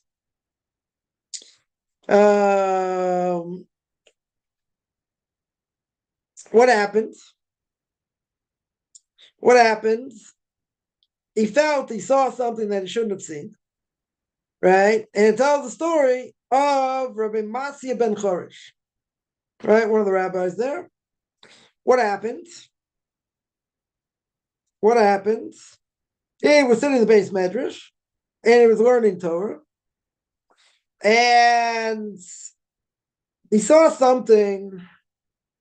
So he saw something that was similar to the sun, right? Came along the Satan, came on the evil inclination, the angel of death, whatever you want to call him, and he was given permission to test him.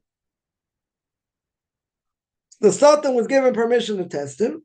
So again, he can't do whatever he wants unless God allows him, right? Because he's an angel, he doesn't have free will. Very good. So he gives permission to test him. What does he do? He appears to him like a beautiful woman. He appears to him like a beautiful woman. And he says,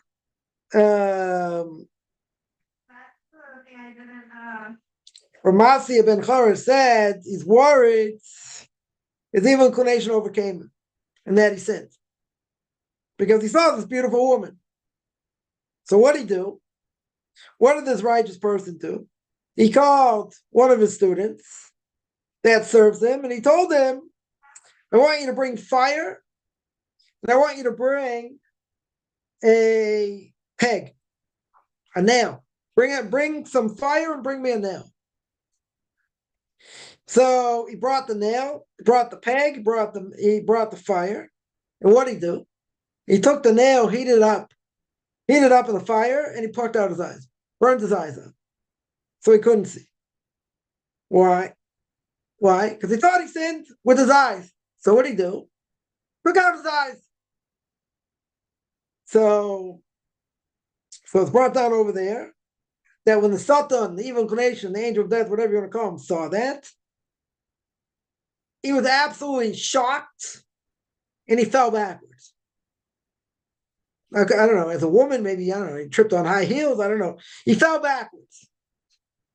He was so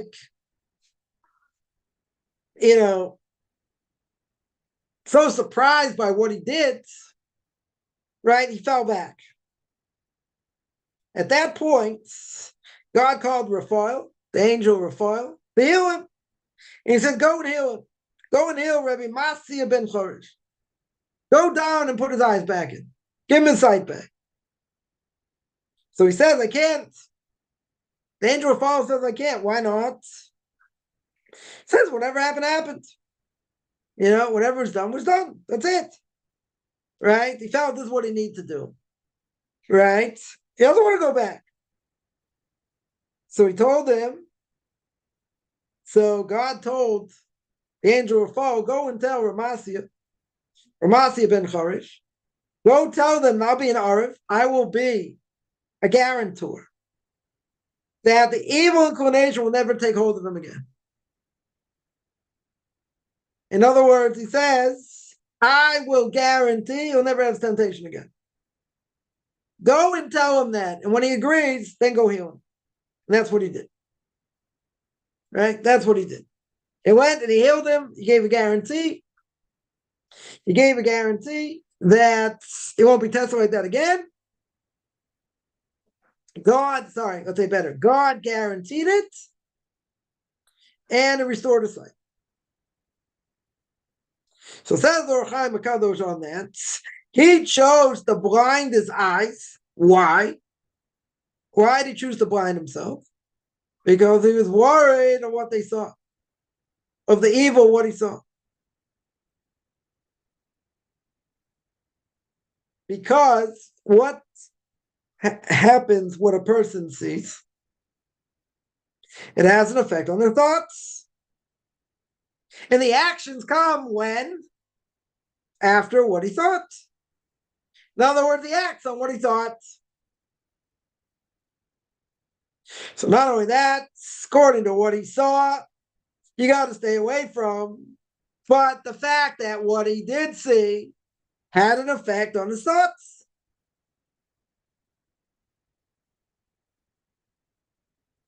And therefore he decided, because it has an effect, and how am I going to get that out of my mind from what I saw? Maybe it's going to affect me in a negative way. The evil inclination, blah, blah, blah. So what does he do? Blinds himself. He asked this, one of his students, bring him fire, bring him a peg, and he burnt his eyes out. That's the effect. That's the effect. So you take somebody's holy as that, and what is he worried about? He's worried about what I saw is going to affect my soul. It's going to affect my thoughts. And affecting my thoughts is bad. Affecting my thoughts is bad. See, we think, as we mentioned before, this is a very good example. We think we can reinvent the wheel. And we think we know better. And we think, no, this is not going to affect me. This is not going to be negative, so to speak.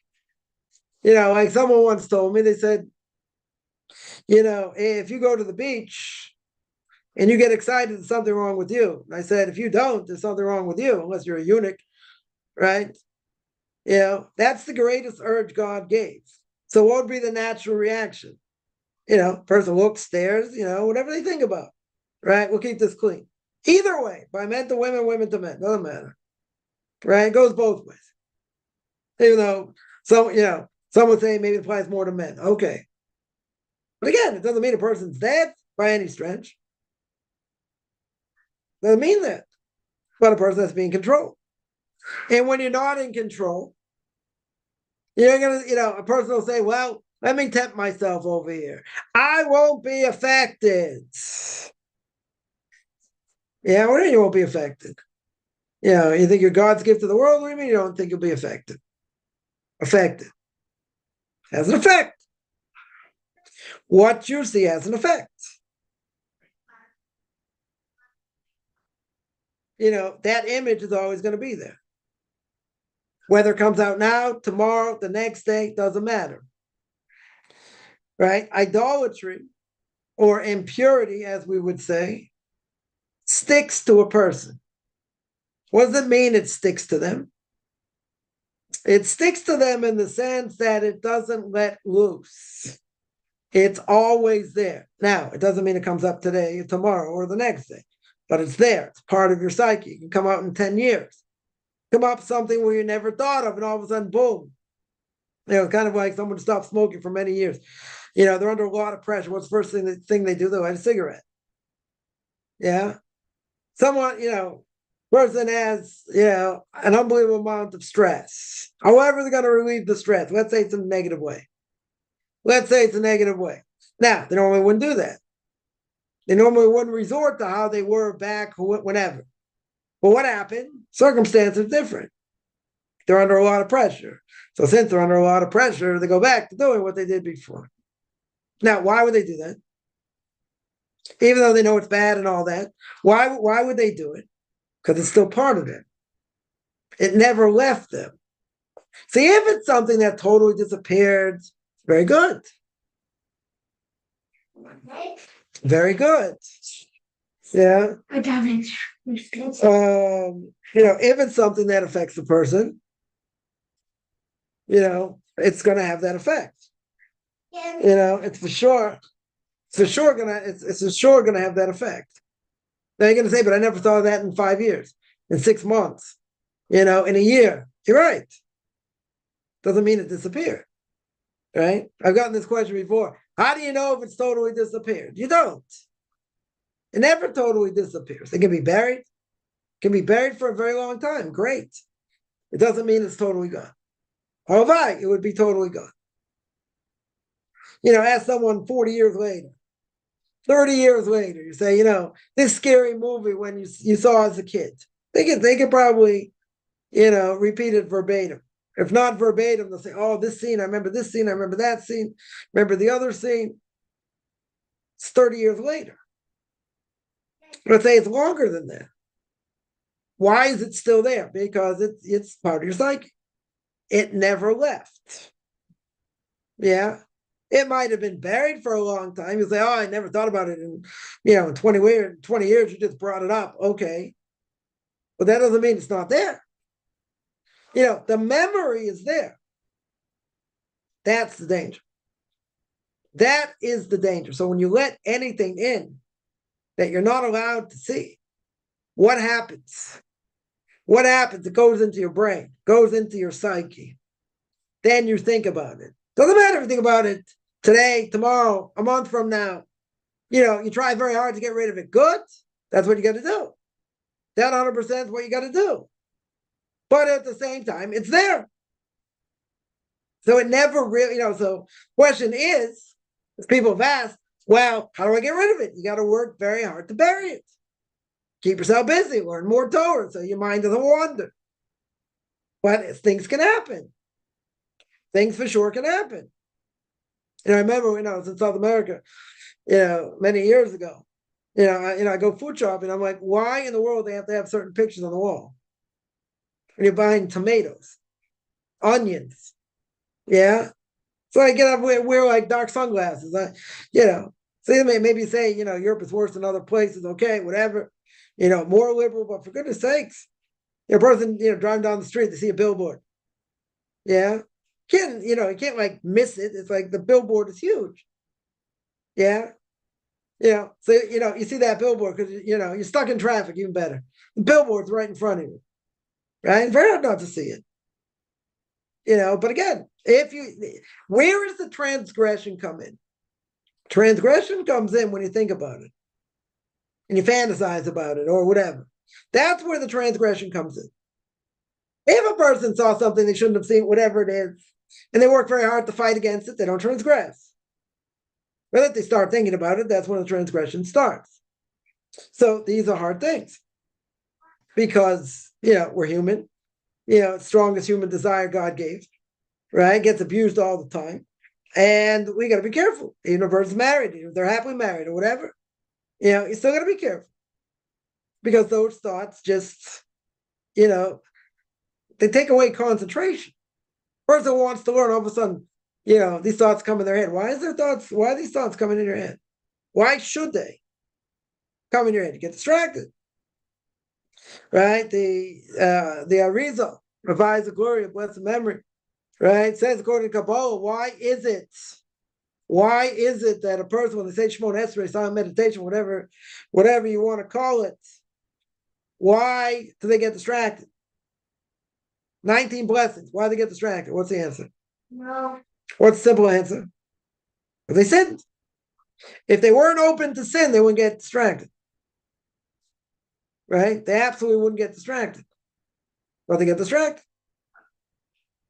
We get distracted in this world. Person can be learning. Not learning. You still get distracted.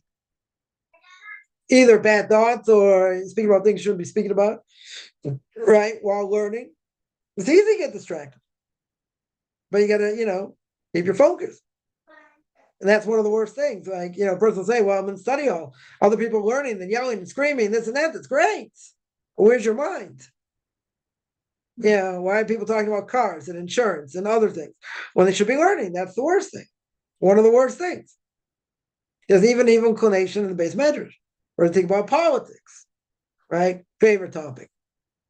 Or they're going to speak about sports or something, whatever it is.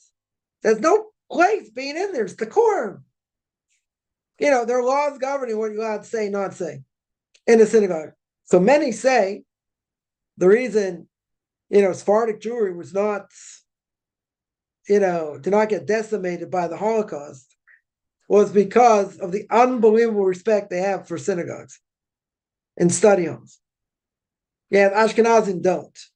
Have less. Let's say better. I shouldn't say they don't. They have less. Right? But they are scrupulous when it comes to a synagogue. Scrupulous. Much more scrupulous than Ashkenazim. So the claim is, so what happened to Sephardic Jewry during the Holocaust? They didn't get wiped out. They didn't get touched. Pretty amazing. So the Ashkenazim and the Hasidim got touched. Got destroyed. Sephardim didn't get destroyed. Sephardim didn't get destroyed at all. Why? Because they're unbelievable decorum when it came to the synagogue. Unbelievable respect. Now, there are halachas governing this. I would say if a person wants to speak about sports, politics, whatever, go outside.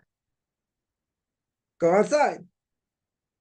Don't speak about it in the middle of the synagogue. Especially not in the middle of prayers. That's even worse. Right? Well, let's say people learning, no prayers going on. People learning.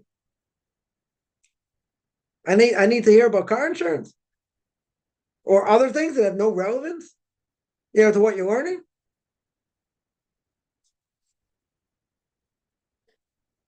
Not gonna throw everybody under the bus, for sure not. You walk into some places, everyone's learning. That's the way it should be. The fire, people yelling, screaming, it's an unbelievable thing to see. But you don't want to hear people like speaking about garbage. They shouldn't be speaking about garbage in the synagogue, in a study hall. Just, seemingly more holiness in the synagogue in many ways. There's certain decorum you have to have. Now, what's someone going to say? He's going to say, isn't that obvious? Obvious. I was in a synagogue many years ago, on Shabbos, and during the reading of the Torah, right on Shabbos, people are talking. They don't see people during the week. So okay, I get it. They want to schmooze, whatever, at the wrong time. Either go outside or just go outside, whatever. But the rabbi has to bang on the beam on the lectern and like shush people because you can't hear person reading Torah. That's a bush. That's embarrassing. Should be embarrassing. I'm not saying all synagogues are like that. Plenty of synagogues, it's quiet, can't hear a pin drop. That's the way it should be. Right? Because you're there to listen to what the Torah says. That's what you're there for. Yeah. So that's what you're there for. Good. You want to schmooze later. I get it. People haven't seen each other, during the week or whatever. Maybe haven't seen someone in a long time. I get it. That's not the time. God looks down. It's like, wow, look, they're praying. Then he looks and he says, wow, look at these people schmoozing. They're singing my praises, and they're schmoozing. Yeah. It's not a small thing, if a synagogue goes up in flames or gets destroyed. There are reasons. This is probably one of the main reasons of what's being spoken inside. You're going to say, really? It comes down to that? Anyone's been in a synagogue to see people talking during prayers, 100%, But it's easy to get distracted. Again, even the best of people. I have a whole doubt what to do. I almost said something this morning, but someone has a lot of change. They change when people get money, whatever. And I always want to burst out and say, just do it somewhere else.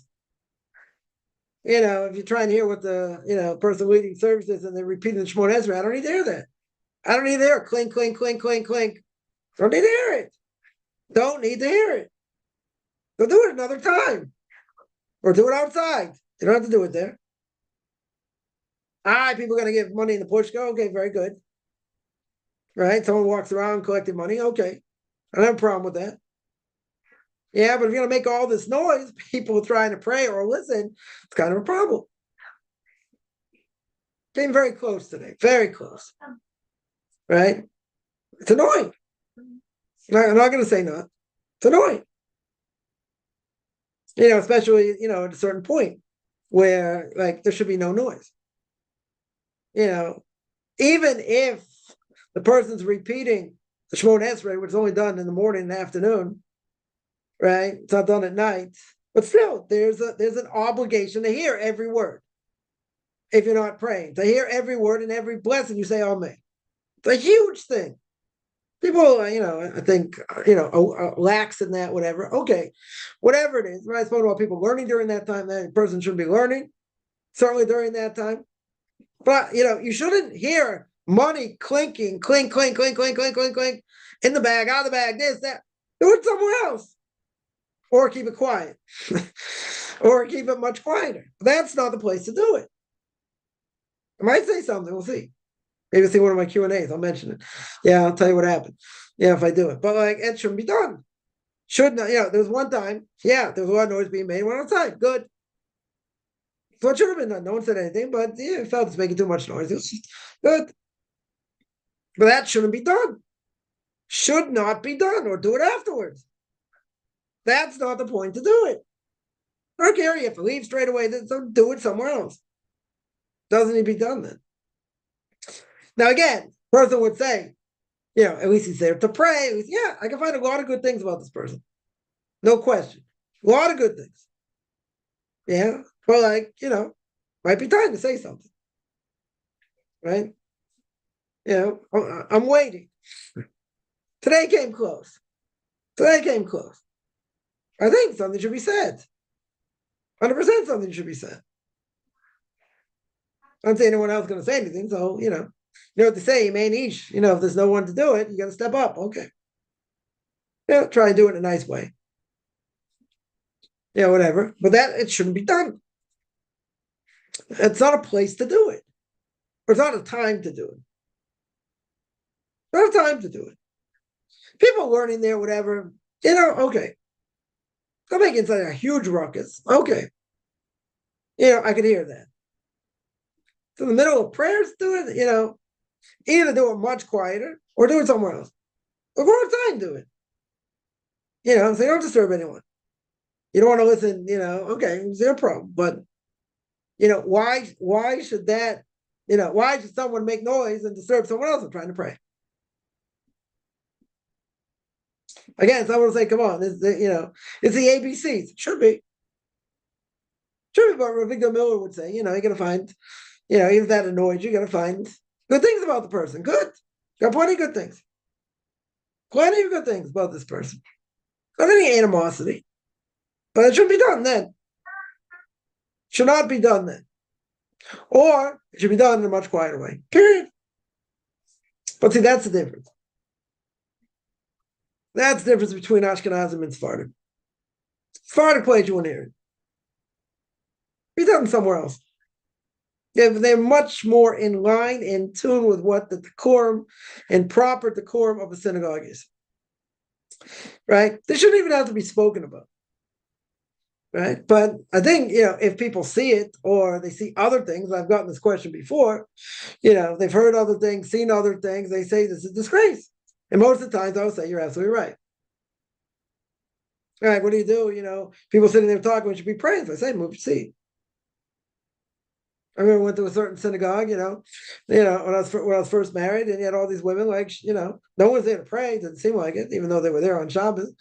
Everyone's there schmoozing and showing off their big rocks, their diamonds or whatever. It was like I made a comment.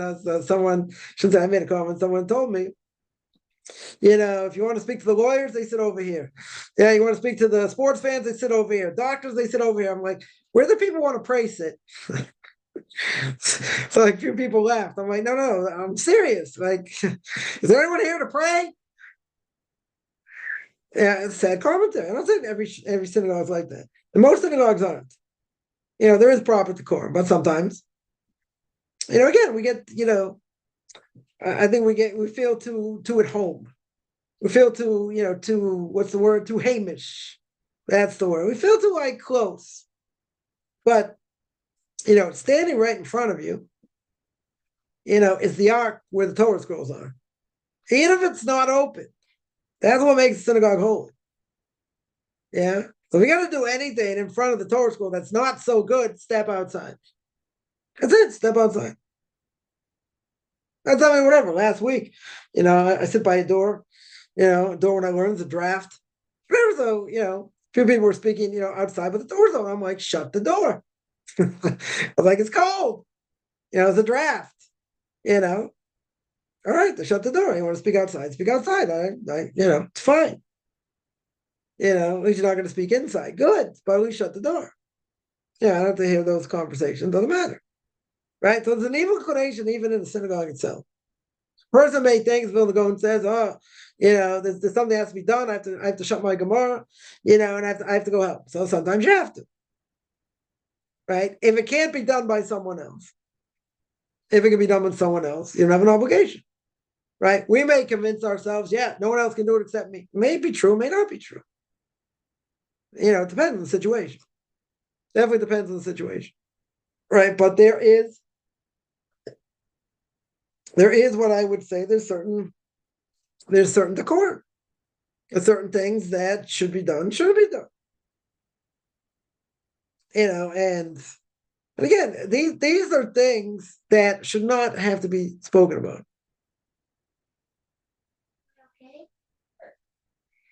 You got a synagogue, you got a Torah scroll there, or multiple Torah scrolls behind an ark, behind the curtain. Very good. The holy place. It's an absolute holy place. Right? So if you would think it would be embarrassing, you're speaking about a certain topic, whatever it may be, and it might be embarrassing to say it in front of a Torah scroll, very good. Don't say it. If you have to speak about it, go outside. Bad enough even if you speak about it outside. Okay. But you have to speak about it. Good. So you go outside. A synagogue is a place of God. That's what it is. And that's the way it should be. And the only thing you should hear in the synagogue is Torah or prayers. That's it. People learning. That's what's supposed to be done there. Again, there are rules governing this. I think, as I mentioned before, I think people are lax when they shouldn't be. I'm saying everybody. I'm not throwing everybody under the bus. There are people who have less respect. And again, because they feel very much at home. They pray with the same people. They like the people who they're with. They like to schmooze with them. That's great. Right? You feel camaraderie. You know people. You feel comfortable there. Nothing wrong with that. And, that's a good thing. You feel part of something. Okay. But you're not schmoozy, lovey-dovey, this and that in front of a Torah scroll when you shouldn't be. Especially when prayers are going on. Shouldn't be done. Period. Should not be done. Right? In any case, what do I see over here? Right? We'll continue with Orach Kadosh next week, but what do I see? I see over here the power of what you see that has an effect on the way you think. And again, people make the mistake and think, I can see whatever doesn't affect me. It's not true. It's not true. Right? Definitely not true. And that's, and that is like this. That's, we're our own worst enemy. We think we can reinvent the wheel. Gave a number of examples. Where the rabbis have said, like, we know what we're talking about.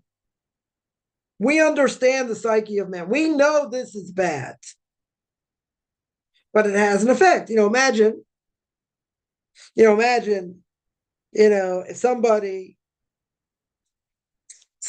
thinks about a commercial they heard about 20 years ago, 30 years ago. Someone happens to mention this jingle, whatever. What's going to happen? People are going to start singing it straight away. Why? It's there. They heard it. They remember it. They haven't thought about it in 20 years. Very good. They haven't thought about it. It doesn't matter if they haven't thought about it. The point is, it's there. Because even if you haven't thought about it, someone starts singing it, you're going to start singing along. Why? Because it's there. Has an effect. Anything we see has an effect. Person can't say, no, doesn't affect me. Whatever I see doesn't matter. It's not true. It's for sure not true. People remember images from yesterday, day before, months before, years before. They remember. Why do they remember? This is what he's telling you. What you see has an effect. It affects your thoughts. And when it affects your thoughts, it means, in my language, part of your psyche. Once it's part of your psyche, much harder to fight. Much, much harder to fight. I won't say impossible. I'm just saying much harder. Because the person can't say, well, God's not going to put me in a situation. Well, it's a test, right? But this is a serious thing. This is a serious test. Right? He's saying basically that God's never going to put me in a test I can't handle except for this. Why except for this? Why is this stronger than anything else? Because it's the greatest urge, it's the greatest desire a person has. When a person has that great desire, it affects what you see, it affects what you think. They go hand in hand. Nothing else like that. Stealing, not like that. Idolatry also has an effect, but not like that. Murder, not like that. Other things, not like that. This is the greatest thing. He says, and you're under onus. It's considered like an onus. It's out of your control. It's, but you have to control it. We're going to see for the next number of verses, right? This whole thing. It's in your control, right? Sorry, it's under onus. A lot of it's not necessarily in control because you didn't put that billboard up there. You didn't put this thing up there that you shouldn't have seen. It's right in front of you. It happened, right? And that known it's not my fault. Okay. Let's say it's not your fault. Even if it's not your fault, you saw, your heart desired, right? Your mind thought about it. And the more you thought about it, the worse it is. But you're gonna say it's not my fault. I didn't put up a pornographic sign in a supermarket while I'm picking tomatoes. You're right.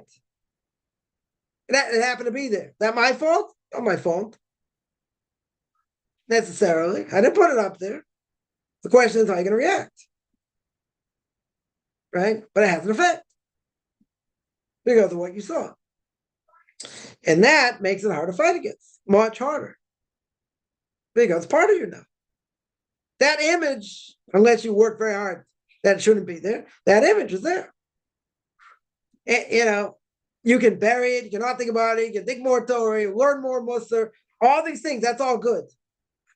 It's all obligatory, right? That's what I have to do. Very good. But that doesn't obliterate what you saw. That's still part of your soul. It can be buried, as we said, deeply buried. It could not come up in 40 years, 50 years or longer. Good. We got to work very hard to bury it. Right? Because the person can just think about it. And it's a bad thing to think about. The more you feed it, the worse it is. Right? As we mentioned last night in Pirkei Avos, feed more, feed me. Yeah, you keep feeding it, it's worse. Makes it worse. Take one cigarette, another cigarette, it's worse. You got to nip it in the bud. You got to make sure it doesn't happen, but you got to fight. You got to put up boundaries, as we said before. Yeah. Any other questions?